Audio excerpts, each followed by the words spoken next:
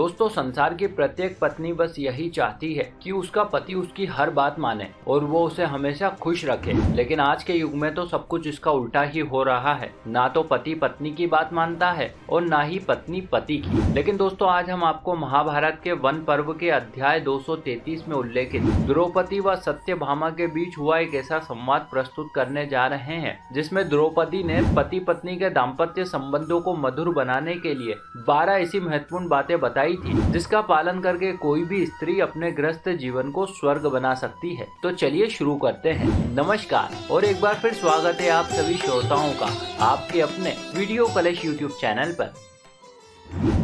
एक दिन की बात है, पांडव और संत लोग आश्रम में बैठे थे। उसी समय भगवान श्री कृष्ण की प्यारी पटरानी सत्यभामा ने द्रौपदी से एकांत में पूछा, हे द्रौपद कुमारी, तुम किस प्रकार से ऐसे हष्ट पुष्ट अंगों वाले लोकपालों के समान वीर 5-5 पांडवों के हृदय पर राज करती हो? मैंने स्वयं देखा है कि किस प्रकार से ये भाई सदा ही तुम्हारे वश में रहते हैं। ये लोग कभी तुम पर कुपित नहीं होते और तो और ये सब के सब सदा ही तुम्हारे मुख की ओर ताकते रहते हैं। अतः है पांचाल कुमारी कृष्ण, आज तुम मुझे भी ऐसा कोई जप तप व्रत मंत्र या कोई औषध बताओ जो तुम्हारी तरह मेरे सौभाग्य में भी वृद्धि कर दे, ताकि मेरे श्याम सुंदर सदा सदा के लिए मेरे वश में हो जाएं। ऐसा कहकर यशस्विनी सत्यभामा चुप हो गई। इस सब पर द्रौपदी ने कहा, सत्य, तुम मुझसे किस विषय में पूछ रही हो? ये साध्वी स्त्रियों का नहीं अपितु दुराचारिणी और उल्टा स्त्रियों का आचरण है। जरा सोचो, तुम श्याम सुंदर की प्रियतम पटरानी हो।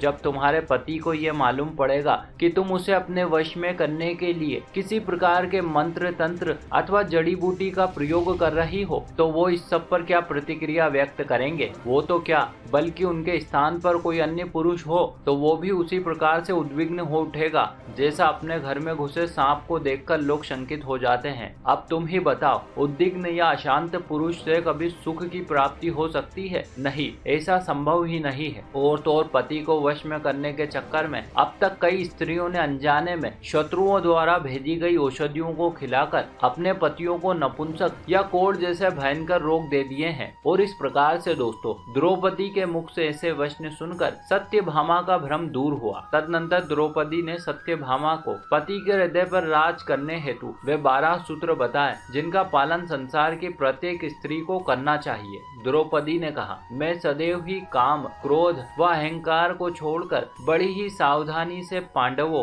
तथा उनकी प्रिय पत्नियों की भली प्रकार से सेवा करती हूँ। अर्थात दोस्तों यहाँ पर द्रौपदी सत्यभामा को अप्रत्यक्ष रूप से ये कह रही है कि हम जैसा आचरण दूसरों के साथ करते हैं, समय आने पर दूसरे भी हमारे साथ वैसा ही आचरण करते हैं। अतः समझदारी इसी में है कि कोई भी पत्नी अपने पति की सच्चे मन से सेवा करे, ताकि पति के मन में भी इसी प्रकार के भाव का जन्म हो और वो भी अपनी पत्नी से मैत्रीपूर्ण आचरण करे। इसके बाद दोस्तों द्रौपदी सत्यभामा को दूसरी बात बताते हुए कहती है, सत्य, मैं सदैव ही ईर्ष्या या जलन की भावना से दूर रहती हूँ। यदा कदा मेरे मन में कभी ऐसा भाव आ भी जाता है तो मैं अपने मन को नियंत्रित करने का प्रयास करती हूँ, और मन जब तक नियंत्रित नहीं होता तब तक किसी भी प्रकार के कटु वचन को कहने से बचती हूँ। वैसे दोस्तों देखा जाए तो यहाँ पर द्रौपदी ने बहुत ही उत्तम बात कही है, क्योंकि ऐसा अक्सर होता है और शायद आपने भी कभी अनुभव किया होगा कि जब हमारे मन में किसी बात को लेकर कोई चिढ़ या गुस्सा रहता है और ऐसे में यदि हम कोई बात कहते हैं तो ज्यादातर मामलों में वो बात कड़वी ही होती है, जिससे कि सुनने वाला भी नाराज हो जाता है और जरा सी बात का बतंगड़ बन जाता है। तदनंतर द्रौपदी ने तीसरी बात बताते हुए कहा कि मैं ना तो कभी किसी के समक्ष असभ्यता से खड़ी होती हूँ और ना ही कभी निर्लजों की तरह किसी पर दृष्टि डालती हूँ। तो दोस्तों कुछ समझे आप? दरअसल यहाँ पर द्रौपदी सत्यभामा को शारीरिक हाव भाव यानी कि बॉडी लैंग्वेज के बारे में समझा रही है, जो कि जीवन का एक बहुत ही महत्वपूर्ण सूत्र है और इसे हर किसी को समझना चाहिए, विशेषकर महिलाओं को, क्योंकि कई बार ऐसा हो जाता है कि लोग आपके हाव भाव को देखकर आपके चरित्र के बारे में गलत अंदाजा लगा लेते हैं। इसके बाद दोस्तों द्रौपदी ने चौथी बात बताते हुए कहा, सत्य, मैं ना तो बुरी बातें करती हूँ और ना ही बुरी जगह जाकर बैठती हूँ। यहाँ पर दोस्तों द्रौपदी ये कहना चाहती है कि किसी भी प्रकार की बुराई से बचते हुए महिलाओं को दुष्ट महिलाओं की कुसंगति से बचना चाहिए, क्योंकि कई महिलाएं ऐसी होती है जिन्हें दूसरों की बुराई करने में बड़ा रस आता है और ऐसे में यदि कोई भोली भाली महिला इनके संपर्क में आ जाती है तो ये अपनी कुमति से उसे भी अपने जैसा दुष्ट बना देती हैं। तदनंतर द्रौपदी ने 5वीं बात बताते हुए कहा, सत्य, मैं सदैव अपने पतियों के अभिप्राय पूर्ण संकेतों का अनुसरण करती हूँ।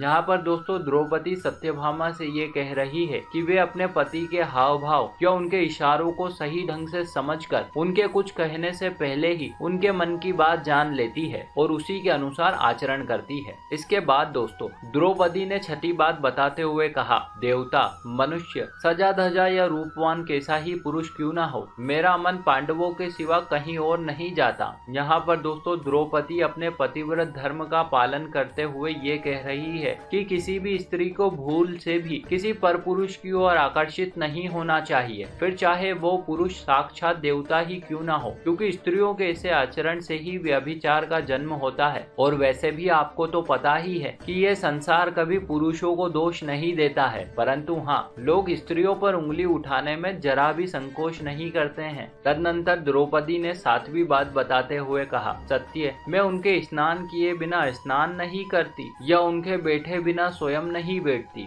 यहाँ पर दोस्तों द्रौपदी ये कहना चाहती है कि वो कभी भी अपने पतियों से होड़ जोड़ नहीं करती है, अर्थात कोई भी कार्य या निर्णय हो वो प्राथमिकता पति को ही देती है। इसके बाद दोस्तों द्रौपदी 8वीं बात बताते हुए कहती है कि जब जब मेरे पति घर में आते हैं मैं घर साफ रखती हूँ और उचित समय पर उन्हें भोजन कराती हूँ। वैसे दोस्तों आपने बहुत से घरों में देखा होगा कि कई महिलाएं आलस्य के कारण ना तो घर की स्वच्छता का ख्याल रखती है और ना ही समय पर पति के लिए भोजन आदि की व्यवस्था करती है। फलस्वरूप ऐसे घरों में कलेश शुरू हो जाता है। अतः इसी समस्या के निदान हेतु द्रौपदी सत्यभामा को आलस्य का त्याग कर समय पर अपने कार्यों को पूरा करने की सलाह दे रही है। तदनंतर द्रौपदी 9वीं बात बताते हुए कहती है, सत्य, मैं सदा सावधान रहती हूँ और घर में हमेशा गुप्त रूप से अनाज रखती हूँ। दोस्तों आपने देखा होगा बहुत सी महिलाओं की आदत होती है कि ये घर गृहस्थी या रोजमर्रा की आवश्यक वस्तुएं या धन की कोई विशेष परवाह नहीं करती है। इनके पास जितना आता है ये उन्हें उतना ही खर्च कर देती है। लेकिन कभी कभी हालात ऐसे हो जाते हैं कि जब इन्हें उसी वस्तु या धन की सबसे ज्यादा आवश्यकता पड़ती है किंतु उस समय इनके पास वो वस्तु उपलब्ध नहीं होती है और ऐसे में इन्हें पछताना पड़ता है। संभवतः इसी वजह से द्रौपदी सत्यभामा से कह रही है कि वो सदैव ही घर पर अनाज, धन या अन्य जीवन उपयोगी वस्तुएं गुप्त रूप से या बचा कर रखती है ताकि मुसीबत पड़ने पर उनको उपयोग किया जा सके। इसके बाद दोस्तों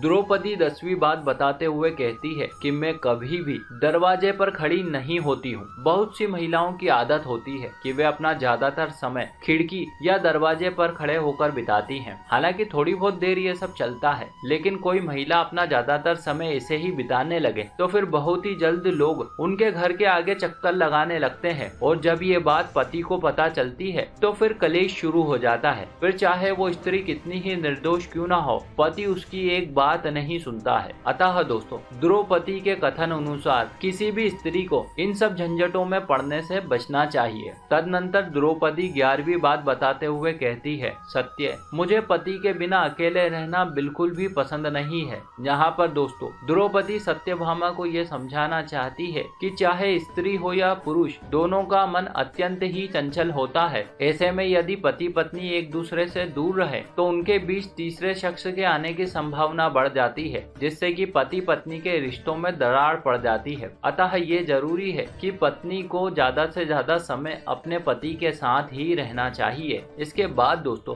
द्रौपदी 12वीं बात बताते हुए कहती है कि सास ने मुझे जो धर्म बताए हैं मैं सभी का पालन करती हूँ और सदा धर्म की शरण में रहती हूँ। जैसा कि दोस्तों आप सभी जानते ही हैं कि हर किसी के घर परिवार या कुटुंब की कुछ परंपराएं होती है जिनका पालन पीढ़ी दर पीढ़ी यथावत रूप से किया जाता है। अतः संसार में केवल वो ही व्यक्ति सुखी हैं जो अपने बड़े बुजुर्गों के द्वारा दिए गए ज्ञान तथा अपने धर्म का पालन करते हुए अपना जीवन यापन करता है। बस यही बात द्रौपदी सत्यभामा से कह रही है। तो दोस्तों ये थी वे 12 अति महत्वपूर्ण बातें जो द्रौपदी ने सत्यभामा को बताई। आशा करते हैं आपको ये जरूर अच्छी लगी होगी। ऐसे और भी वीडियो देखने के लिए अभी सब्सक्राइब सब्सक्राइब करें वीडियो कलेश यूट्यूब चैनल को। साथ ही साथ इस वीडियो को ज्यादा से ज्यादा लोगों के साथ शेयर करें। हमारे साथ इस वीडियो को अंत तक देखने के लिए आप सभी का बहुत बहुत धन्यवाद।